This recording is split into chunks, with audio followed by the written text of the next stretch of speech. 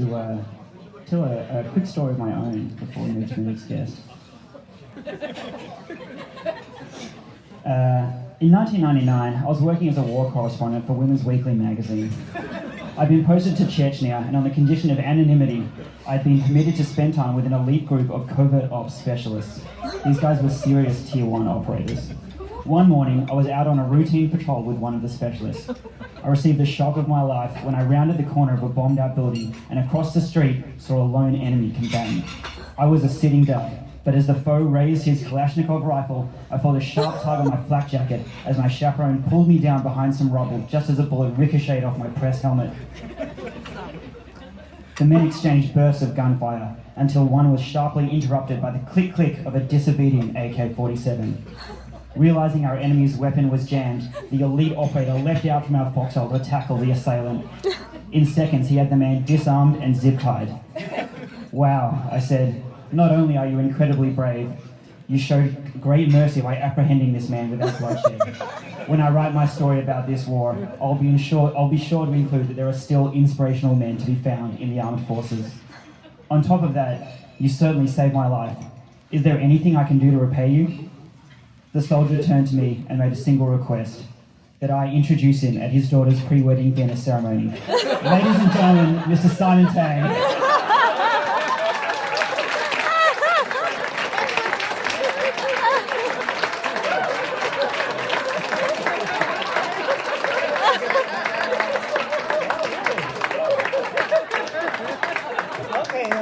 Finally, yeah. Good evening, everyone. I'm Simon Tang, a proud father and a lifetime fan of the bride. Thank you for being here to celebrate Sylvia and Alex's beautiful wedding. When I first held Sylvia, I was shocked. She looked exactly like me. I panicked. What if she turned out like me too? Luckily, she became someone far better. Beautiful, graceful, intelligent, and kind. When she was 2 months old, this is a true story. Okay? I had to leave on business trips. My amazing wife, Eva, hold down the fort while Sylvia cried for 3 days straight. But the moment I walked through that door, Sylvia took a look at me, stopped crying, and started to smile. That smile lit up my life ever since. True story.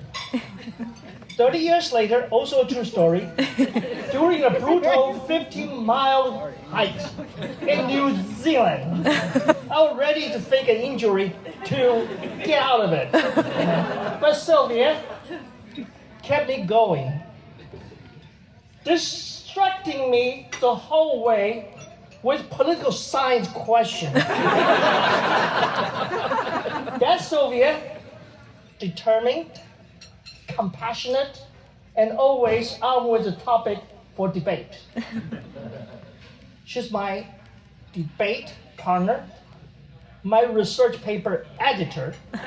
Right now I use AI, not as good, but with all the harsh criticism. My traffic court buddy and my best friend. Okay. Somewhere along the way, the same baby who once wailed when I left the house grew up to book international trip for us and translate and communicate in Spanish and French with ease. And now she's found her person, Alex. Alex, for over 10 years, you have brought joy to Sylvia's life. We have traveled the world together, and your presence always light up the room. There's an old Chinese saying, a son-in-law is a half-son.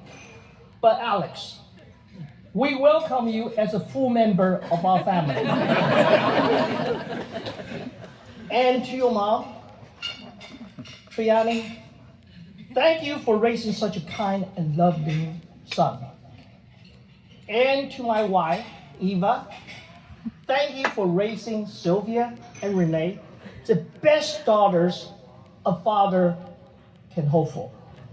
And to all of you, thank you for being part of our journey with us. Thank you. Let's raise a glass, please, to Sylvia and Alex. May your love grow deeper with every love, with every adventure, and yes, every debate. Cheers. Cheers.